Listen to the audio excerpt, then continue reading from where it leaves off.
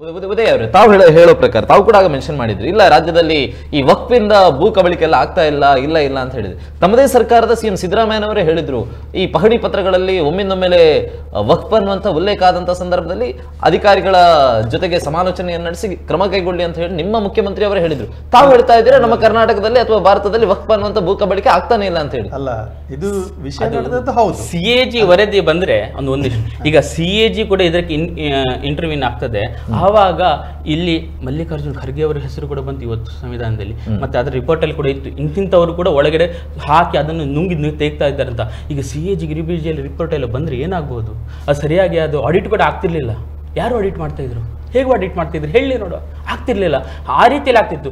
ಇವಾಗ ಶಾಸನಬದ್ಧವಾಗಿ ಒಂದು ಕರೆಕ್ಟಾಗಿ ಒಂದು ನೆಲೆ ಬಂತಿದೆ ಅಂತ ಹೇಳಿದುಕೊಳ್ಳೆ ಇಲ್ಲಿ ಸ್ಟಾರ್ಟ್ ಆಗಿದೆ. ಇವಾಗ ಬೆಂಕಿ ಬೀಳ್ಲಿಕ್ಕೆ ಸ್ಟಾರ್ಟ್ ಆಗಿದೆ. ಇಲ್ಲಿ ಮೊದಲನೇದಾಗಿ ಇವರೊಂದು ಪ್ರಶ್ನೆ ಈಗ ಕೇಳಿದ್ರು ನಮ್ಮ ನಿರೂಪಕರು. ಅದೇನು ಅಂತ ಹೇಳಿದ್ರೆ, ಈಗ ಜಾಗ ಹೊಸದಾಗಿ ಸೇರ್ಪಡೆ ಆಗ್ತದೆ. ನೀವು ಮೊದಲು ಹೇಳಿದ್ರಿ 4 ಲಕ್ಷ ಇತ್ತು, ಅದು 9 ಲಕ್ಷ ಆಗಿದೆ. ಇದೆಲ್ಲ ಒಂದು ಅರ್ಥದಲ್ಲಿ ಆಗ್ಲೇ ಇವರೊಂದು ಉದಾಹರಣೆ ಕೊಟ್ಟರು, ದೇವಸ್ಥಾನದ ಉದಾಹರಣೆ, ಯಾರೆಲ್ಲ ಅತಿಕ್ರಮ ಮಾಡಿದ್ದಾರೆ. ಪುತ್ತೂರು MLA ಅಶೋಕ್ ರೈ ಕೂಡ ಕೆಲವು ವಿಚಾರಗಳನ್ನು ಒಂದನೇದಾಗಿ ಯಾರಿಂದಲೂ ಯಾರದೋ ವಶದಲ್ಲಿ ಇರ್ಬೋದು. ಎರಡನೇದಾಗಿ ಲಾಲ್ ಕಿಲಾ ಕೂಡ ವಕ್ಫ್ ಆಧಾರದಲ್ಲಿ ಲಾಲ್ ಕಿಲಾ ಕೂಡ ವಕ್ಫ್ ಅಂತ ಹೇಗೆ ಆಗುತ್ತೆ ಹೇಳಿ. ಒಂದನೇದಾಗಿ ನಮ್ಮ ಲಾಲ್ ಕಿಲಾ ಸಮುದಾಯದ ಅಲ್ಲ, ಅದು ದಾಖಲೆ ನೋಡಬೇಕು. ದಾಖಲೆ ನೋಡಿ ಹೇಳಿ, ಗೊತ್ತಿಲ್ಲದವರು ಇತಿಹಾಸ ಗೊತ್ತಿಲ್ಲದ ಬಿಡಿ, ದಾಖಲೆ ನೀವು ಕೊಡಿ. ಅದೇ ಹೇಳಿದಲ್ಲ, ದಾಖಲೆ ನಮ್ಗೆ ಹೇಳ್ತಾ ಇದ್ದಾರೆ. ಇವರು ವಕ್ಫ್ ಹೇಳ್ತಾರೆ ಅಂತ ದಾಖಲೆ ನಾವು ಕೊಡ್ಬೇಕಂತೆ. ನೀವು ವಕ್ಫ್ ಅಂತ ಹೇಳ್ಬೇಕಾದ್ರೆ ದಾಖಲೆ ಇಟ್ಟು ಮಾತಾಡ್ಬೇಕಲ್ಲ. ಈಗಲೂ ಕೂಡ ಇದೇ ಸಂಪ್ರದಾಯ ಇದೇ ತಲೆಯಲ್ಲಿ ಇದೆ. ನಾವು ಹೇಳ್ತೇವೆ ರಾಷ್ಟ್ರಪತಿ ಭವನ ವಕ್ಫ್ ಅಂತ, ನೀವು ದಾಖಲೆ ಕೊಡಿ ಅಂತ. ಅದೇ ಬೇಡ, ಅದೇ ಈಗ ನೀವು ದಾಖಲೆ ಕೊಡಿ. ನಮ್ಮ ಸೊತ್ತು ನಾನು ಹೇಳುವುದು ಕೇಳಿ, ನನಗೆ ಒಂದು ಸೊತ್ತಿದೆ, ವಕ್ಫಿಗೆ ಕೊಡ್ತೇನೆ ಅಂತ ನನ್ನ ಬಾಯಿ ಮಾತಲ್ಲಿ ಹೇಳಿದ್ರೆ ಅವರ ಧಾರ್ಮಿಕ ಆಚಾರ ವಿಧಿವಿಧಾನ ಪ್ರಕಾರ ಅದು ಮತ್ತೆ ಅವರಿಗೆ ಅದಕ್ಕೆ ಅವಕಾಶ ಇಲ್ಲ. ಅದು ಹಿಂದೂಗಳಲ್ಲಿಯೂ ಕೂಡ ಅದೇ ರೀತಿ, ಕ್ರೈಸ್ತರಲ್ಲಿಯೂ ಕೂಡ ಅದೇ ರೀತಿ, ಎಲ್ಲರಲ್ಲಿ ಕೂಡ ಅವರ ಧಾರ್ಮಿಕ ಏನು ಆಸ್ತಿಕರಿದ್ದಾರಾ. ಈಗ ನನ್ನಲ್ಲಿ ಜಾಗ ಇದೆ, ನಾನು ಇದನ್ನು ನನ್ನ ಹೆಸರಿನಲ್ಲಿ ವಕ್ಫಿಗೆ ಕೊಡ್ತಾ ಇದ್ದೇನೆ ಅಂತ ಹೇಳಿದ್ರೆ ನನ್ನ ಮಕ್ಕಳಿಗೆ ಆಗ್ಲಿ ನನಗೆ ಆಗ್ಲಿ ಮತ್ತೆ ಅದರಲ್ಲಿ ಮುಟ್ಟುವಂತ ಅವಕಾಶ ಧಾರ್ಮಿಕ ಇಲ್ಲ. ನಮ್ಮ ದೇಶದಲ್ಲಿ ಸಂವಿಧಾನ ಇದೆಯಲ್ಲ, ಲಿಖಿತ ಸಂವಿಧಾನ ಸರ್. ನಮ್ಮ ದೇಶದಲ್ಲಿ ಲಿಖಿತ ಸಂವಿಧಾನ ಇದೆ. ಯಾಕೆ ಇಷ್ಟು ದೊಡ್ಡ ಸಂವಿಧಾನ ಮಾಡಿದ್ದಾರೆ? ಒಟ್ಟೆ ಅದಕ್ಕೆ ಸ್ಪಷ್ಟತೆ ಇರಬೇಕು. ಈಗ ಹೇಳ್ತೀರಿ ಮುಖದ ಬದಲಾಯಿಸಲಿಕ್ಕೆ ಬಂದವರಲ್ವಾ ನೀವು? ಸಂವಿಧಾನವನ್ನು ಕೊಲೆ ಮಾಡಿದ್ರು, ಅವರ ಪಕ್ಕದಲ್ಲಿ ಕೂತ್ಕೊಂಡು ದೋಸ್ತಿಯಾಗಿ ಆಟ ಆಡ್ತಿದ್ದೀರಿ ನೀವು. 75 ಸತಿ ಕೊಲೆ ಮಾಡಿದ್ರು ಸಂವಿಧಾನ, ಬದಲಾವಣೆ ಬಿಡಿ. ತನ್ನ ಸ್ವಾರ್ಥಕ್ಕೋಸ್ಕರ ಹತ್ಯೆ ಮಾಡಿಕೊಂಡು ಅಲ್ಲ. ಅನ್ವರ್ ಅವರು ಹೇಳೋ ಪ್ರಕಾರ ಅವರು ಲೈವ್ ಅಲ್ಲಿ ಒಪ್ಕೊಳ್ತಾ ಇದ್ದಾರೆ, ನಮ್ಮ ಬಳಿ ಯಾವುದೇ ದಾನ ಪತ್ರಗಳಿಲ್ಲ, ನಾವು ಬಾಯಿ ಮಾತಿನ ಮುಖಾಂತರ ಹೇಳಿರುವಂತದ್ದು, ಹಾಗಾಗಿ ಅದು ವಕ್ಫಿಗೆ ಸೇರಿರುವಂತದ್ದು.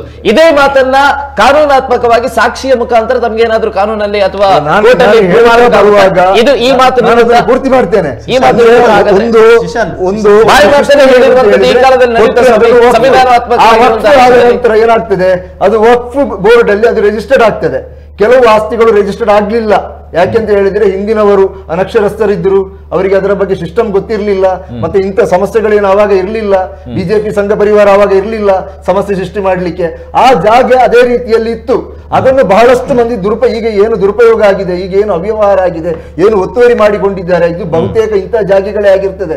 ಕೆಲವು ದಾಖಲೆಗಳು ಇರಲಿಲ್ಲ, ಇಂಥ ಜಾಗಗಳು ಕೆಲವು ದಾಖಲೆಗಳು ಇದ್ರೂ ಕೂಡ ಅದನ್ನು ನೋಡ್ಲಿಕ್ಕೆ ಸರಿಯಾದಂತ ವ್ಯವಸ್ಥೆಗಳನ್ನು ಮಾಡಿಕೊಂಡಿರಲಿಲ್ಲ. ಈಗಿನ ಪರಿಸ್ಥಿತಿ ಹಿಂದೆ ಇರಲಿಲ್ಲ.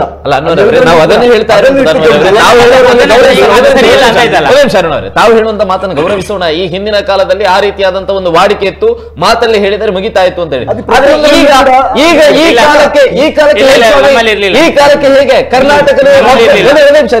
ಕರ್ನಾಟಕದ ವಕ್ಫ್ ಆಸ್ತಿ ಅಂತ ಹೇಳಿ ಬರೀ ಬಾಯಿ ಮಾತಲ್ಲಿ ಹೇಳಿದ್ರೆ ಅದನ್ನು ಒಪ್ಕೊಳ್ಳೋಕೆ ಸಾಧ್ಯ ಹೇಳಿದಲ್ಲ.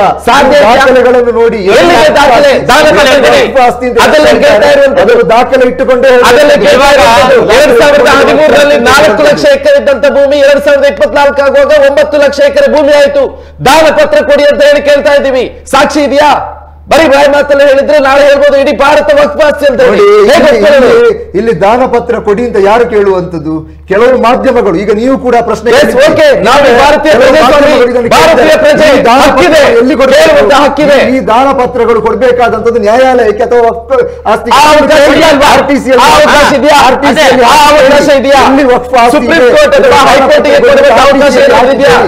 ಸುಪ್ರೀಂ ಕೋರ್ಟ್ ಅಥವಾ ಹೈಕೋರ್ಟಿಗೆ ವಕ್ಫಿಂದ ಇಂತಹ ದಾಖಲೆಯನ್ನ ಕೊಡುವಂತ ಪ್ರೊಸೀಜರ್ ಏನಾದ್ರೂ ಇದೆಯಾ? ನೋಡಿ, ನಿಮಗೆ ಗೊತ್ತಿರಬಹುದು, ಚಾಮರಾಜನಗರದಲ್ಲಿ ಒಂದು ಯುದ್ಧ ಮೈದಾನದಲ್ಲಿ ಸಂಘ ಪರಿವಾರ ಕೊಂಡು ಹೋಗಿ ಗಣಪತಿ ವಿಗ್ರಹವನ್ನು ಇಟ್ಟು ಪೂಜೆ ಮಾಡ್ಲಿಕ್ಕೆ ಹೋದ್ರು. ಯಾಕೆ? ಇದು ವಕ್ಫ್ ಆಸ್ತಿ ಅಲ್ಲ, ಇದು ಹಳೆಯ ನಮ್ಮ ಆಸ್ತಿ, ಇಲ್ಲಿ ನಾವು ಇದು ಮಾಡ್ತೇವೆ ಅಂತ. ಏನಾಯ್ತು? ವಕ್ಫ್ ಬೋರ್ಡ್ ಸುಪ್ರೀಂ ಕೋರ್ಟ್ಗೆ ಹೋಯ್ತು, ಹೋಗಿ ಇವರ ಮುಖಕ್ಕೆ ಮಂಗಳಾರತಿ ಮಾಡಿ ಬಂತು.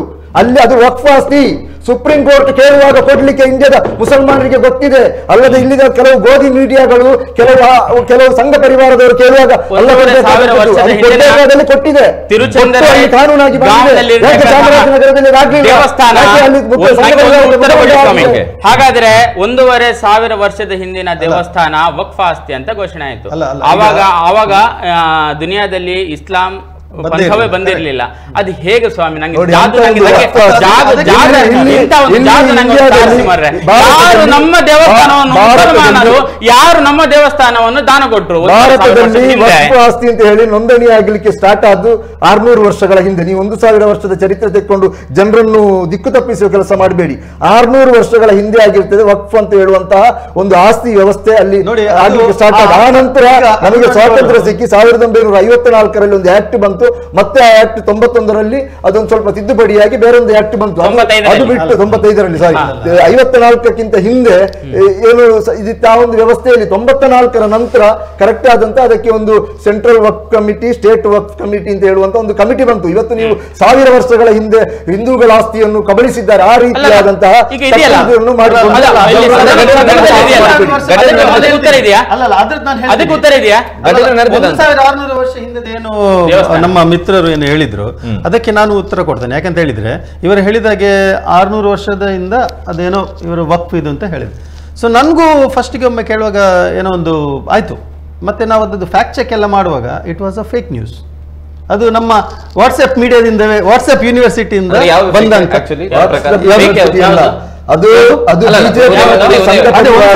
ತಮಿಳುನಾಡಿನ ದೇವಸ್ಥಾನ ಗೊತ್ತಿಲ್ಲ, ನಿಮ್ಗೆ ಗೊತ್ತಿಲ್ಲ.